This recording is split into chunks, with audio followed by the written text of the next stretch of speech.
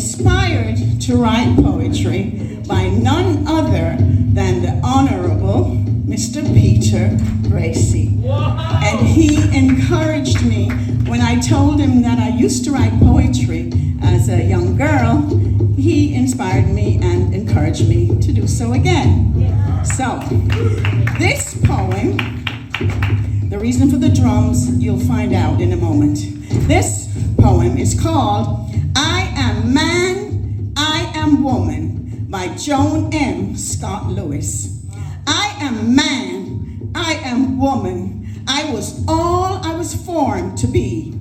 A nation uniquely proud and resilient, made from the finest of stock. Survivor and reviver, a remnant established to rise above the sneers and violence. If you can imagine being captured, raped, and plundered, placed in chains, the existence of my ancestors who struggled far too hard and died way too young for me to express and promote my humanity. The devil held tightly onto the reins and kept them engulfed in shame, telling them they were inferior and the lowest on the food chain. Yet still, they found the grit to rise above the ashes of despair and unimaginable cruelty.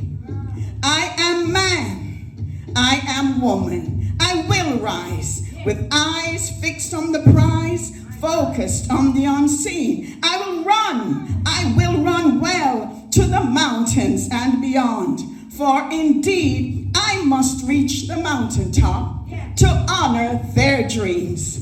Though some would seek to muffle me and stifle my resolve, I will not be silent, nor will I live in the shadows, but will walk in absolute freedom without fear of earthly hindrance to be all I can be. For I am man, I am woman, so I will strive for as long as blood runs warm in my veins to do what is necessary and never succumb to anyone or anything that tries again to enslave me.